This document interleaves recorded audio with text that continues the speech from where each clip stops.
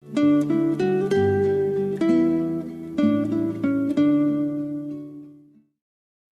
오늘도 사무엘상 29장에 기록된 이 말씀을 통해서 하나님께서 주시는 은혜를 우리가 함께 나누기를 원합니다. 여러분, 이 사무엘상 29장 말씀에는 또다시 다윗에게 찾아오는 위기에 대해서 기록을 하고 있습니다. 이 다윗은 사무엘이 살아있을 때 이미 이스라엘 왕으로 선택된 하나님의 일꾼입니다. 그런데 이 다윗은 왕이 되지 못하고 계속해서 이 사울에게 쫓겨다니기만 합니다. 그런데 여기에는 이유가 있습니다. 하나님께서는 다윗을 훈련하고 있는 것입니다. 이 다윗은 머리가 좋고 분별력은 있지만 전적으로 하나님을 의지하기보다는 이 자기의 머리와 경험을 더 신뢰하는 사람입니다. 그래서 하나님께서 이 사람들을 통해서 또 주위의 환경들을 통해서 눈에 보이는 이 세상보다 이 보이지 않는 하나님을 믿고 신뢰하는 훈련을 하고 있는 것입니다. 그래서 이 지금 다윗은 블레셋 땅으로 도망을 와서 이 가드 왕 아기스의 신복이 되어 있습니다. 다윗은 사울을 피해 이방 나라 아기스 왕의 그늘 아래 있으면 안전할 줄로 생각을 하고 아예 망명을 하게 된 것입니다. 그런데 문제는 이 아기스 왕이 이스라엘과 전쟁을 벌이게 된 것입니다. 다윗은 자기 동족 이스라엘과 전쟁을 하게 생긴 겁니다. 쉽게 말하면 자기 꾀에 자기가 빠지게 된 것입니다. 여러분 2절 말씀해 보시면 이 아기스 왕은 아벡의 진을 쳤고 또 블레셋의 수령들을 수백 명씩 또 수천 명씩 인솔을 했다고 되어 있고요. 또 다윗과 그의 군사들도 동원을 시키게 됩니다. 아마 다윗은 이때 많은 고민을 했을 것입니다. 이 블레셋과 함께 전쟁에 나가지 않으면 이 아기스는 다윗을 의심하게 될 것이고 또 잘못하다가는 이 블레셋 땅에서 몰살을 당할 수 있을 것입니다. 또 전쟁에 따라 나가게 되면 자기 동족과 또는 이 가족들과 전쟁을 해야 되는 일이 벌어지게 됩니다. 그래서 다윗은 어쩔 수 없이 일단은 전쟁터에 따라 나가게 됩니다. 그런데 문제는 이 블레셋의 방백들이 다윗을 보고 이스라엘과 전쟁에 들어갈 수 없다고 반대를 하게 됩니다. 여러분 4절 말씀에 보시면 이 블레셋의 방백들이 분노했다고 되어 있습니다. 굉장히 화를 냈다는 표현입니다. 다윗은 절대로 전쟁터에 데리고 갈 수 없다는 것입니다. 여러분 4절 말씀에 보시면 블레셋 사람의 방백들이 그에게 노한지라 블레셋 방백들이 그에게 이르되 이 사람을 돌려보내어 왕이 그에게 정하신 그 처소로 가게 하소서. 그는 우리와 함께 싸움에 내려가지 못하리니 그가 전장에서 우리의 대적이 될까 하나이다. 그가 무엇으로 그 주와 다시 합하리이까? 이 사람들의 머리로 하지 아니하겠나이까? 라고 말씀을 합니다. 여러분 이 블레셋의 방백들의 생각에는 이 다윗이 만약 전쟁터에 나가게 된다면 절대로 우리 편에 서지 않을 것이라는 겁니다. 당연히 이스라엘 편으로 넘어가서 우리의 목을 다 칠 겁니다. 라고 말하는 겁니다.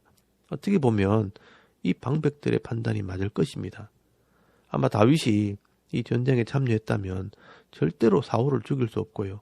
또 자기 동족들을 죽일 수 없었을 것입니다. 이 다윗이 아기스 한 사람은 속일 수 있지만 이 주위에 있는 이 블레셋의 방백들은 속일 수가 없었습니다. 이 다윗이 절대로 사울을 배반할 수 없는 사람이라는 것을 다른 사람들은 다 알고 있었던 것입니다. 그렇다면 왜 이런 복잡한 일이 생겼을까요? 결국 이것은 다윗의 인간적인 계산 때문에 일어나는 일들입니다. 이 다윗이 블레셋으로 넘어올 때 하나님의 뜻을 물어보지 않았습니다. 자기 생각대로 행동을 한 것입니다. 여러분이 사무엘상 27장 1절 말씀을 다시 한번 보시기 바랍니다. 거기 보시면요. 다윗이 그 마음에 생각하기를 내가 후일에는 사울의 손에 붙잡히리니 블레셋 사람의 땅으로 피하여 들어가는 것이 좋으리로다 라고 말씀을 합니다. 다윗이 조금 힘들었지만 이스라엘 땅에 머물러 있었더라면 이 블레셋과 전쟁이 벌어졌을 때 사울의 편에서 싸울 수 있었을 것입니다. 그런데 다윗은 하나님께 물어보지도 않고 자기 계산대로 이익을 따라서 이 블레셋으로 망명을 하는 바람에 이런 곤란한 일이 벌어지게 된 것입니다. 그래도 다행인 것은 이 블레셋의 방백들이 반대하는 바람에 이 다윗은 전쟁터에서 빠져나올 수 있었습니다.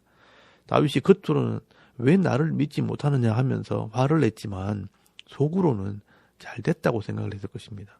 여러분 8절 말씀에 보시면 다윗이 아기스에게 이르되 내가 무엇을 하였나이까? 내가 당신 앞에 오늘까지 있는 동안 당신이 종에게 무엇을 보셨기에 내가 가서 내 주 왕의 원수와 싸우지 못하게 하시나이까? 라고 말을 하지만 사실 이 다윗은 잘됐다 하면서 돌아섰을 것입니다.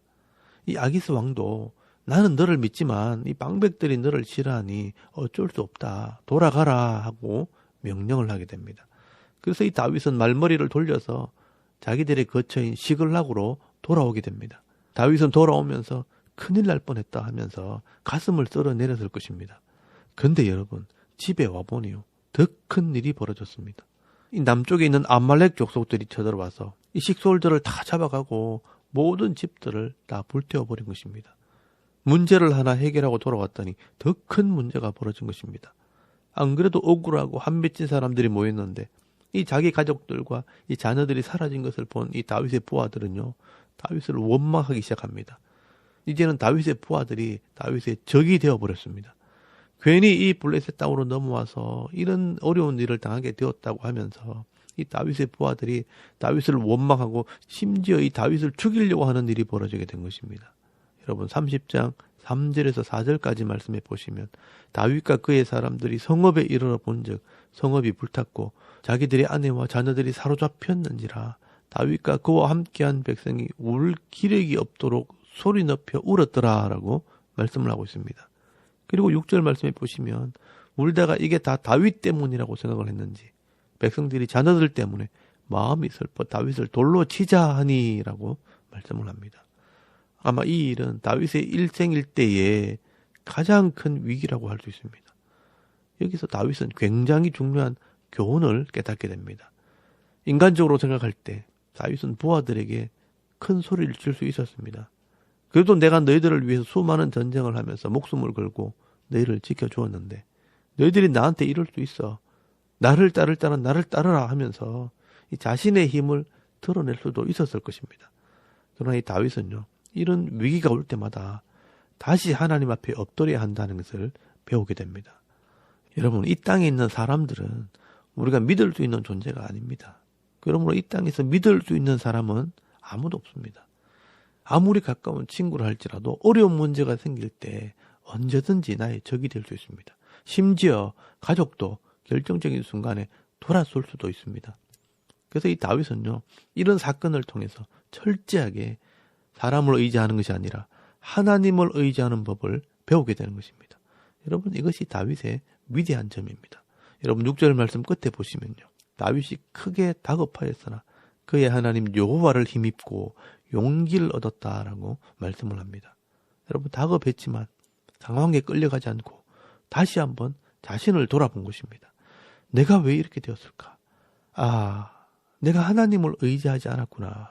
그래서 다윗은 그의 하나님 여호와를 힘입고 용기를 얻었다라고 말씀을 합니다. 여러분 이것이 오늘 우리의 신앙이 되어야 합니다. 세상에서 어려운 문제가 생기고 감당하지 못할 일이 생겼을 때 사람들의 소리나 이 세상의 환경에 끌려가기보다 이 하나님을 의지하는 믿음이 있어야 합니다. 그럴 때 하나님께서 피할 길도 주시고 감당할 능력도 주시는 것입니다. 그리고 여러분 이 사무엘상 30장 8절 말씀에 보시면요. 다윗이 여호와께 묻자와 이르되라고 기록을 하고 있습니다. 여러분 다윗은 다시 하나님께 엎드리는 것입니다. 내가 너무 자만했구나. 내 머리만 믿었구나. 내가 하나님을 의지하지 않았구나 하는 것을 이 다윗이 깨닫게 된 것입니다. 여러분 인간적으로 이 다윗의 책임이 막중했습니다. 600명의 군사들과 그들의 가족들을 돌보는 일은 다윗에게 참 버거운 일이었습니다. 그래서 나름대로 머리도 써보고 세상적인 방법도 의지해 봤던 것입니다. 그러나 여러분 그렇게 할 때 더 큰 문제가 생기는 겁니다. 그래서 이 다윗이 얻은 결론은 이 일을 맡기신 분이 하나님이라면 내가 하나님을 의지해야 된다는 것을 깨닫게 된 것입니다. 그리고 이 사람들은 나의 사람이 아니고 하나님의 사람이라는 것을 깊이 깨닫게 됩니다. 그렇다면 내가 내 머리로 이 사람들을 끌고 가는 것이 아니라 하나님께 묻고 하나님께 맡길 때 하나님께서 책임져 주시는 은혜가 있다는 것을 다윗이 알게 된 것입니다. 그래서 여러분 시편 18편 1절에서 2절까지 말씀해 보시면 다윗의 유명한 신앙의 고백이 나옵니다. 나의 힘이 되신 여호와여, 내가 주를 사랑하나이다. 여호와는 나의 반석이시요 나의 요새시요 나를 건지시는 이시요 나의 하나님이시요 내가 그 안에 피할 나의 바위시요 나의 방패시요 나의 구원의 뿌리시요 나의 산성이시로다 라고 고백을 하게 됩니다. 여러분, 다윗이 이것저것 다 해봤는데 결국 내가 믿고 의지할 분은 하나님밖에 없다는 것을 깨닫게 되는 것입니다. 여러분, 시편 18편 3절에서 6절까지 말씀에도 보시면 내가 찬송받으실 여호와께 아뢰리니 내 원수들에게서 구원을 얻으리로다. 사망의 줄이 나를 얽고 불의의 창수가 나를 두렵게 하였으며 수월의 줄이 나를 두르고 사망의 올무가 내게 이르렀도다. 내가 환난 중에 여호와께 아뢰며 나의 하나님께 부르짖었더니 그가 그의 성전에서 내 소리를 들으시며 그의 앞에서 나의 부르짖음이 그의 귀에 들렸도다 라고 말씀을 합니다. 여러분, 사망의 줄이 나를 두르고 불의의 창수가 나를 두렵게 해도 내가 하나님의 이름을 부르면요, 하나님께서 내 소리를 들어주신다는 것입니다. 여러분, 성경을 자세히 보시면요, 하나님께서 우리의 모든 것을 다 알고 계신다고 말씀을 합니다. 그런데 하나님께서 어떤 사람에게 은혜를 베풀어 주시는가? 하나님을 전적으로 신뢰하고 의지하는 자에게 은혜를 베풀어 주시는 것입니다. 내 지혜, 내 머리, 내 경험, 내 능력을 의지하는 자들에게 하나님께서는요, 그냥 내버려 두시는 것입니다. 네가 똑똑하면 네가 알아서 한번 해봐라 하고 내버려 두시는 것입니다. 여러분, 다윗은 시편 18편 30절 말씀에 보시면요, 하나님의 도는 완전하고 여호와의 말씀은 순수하니 그는 자기에게 피하는 모든 자의 방패시로다라고 말씀을 합니다. 하나님께 피하는 자에게 하나님께서 방패가 되어주신다는 것입니다.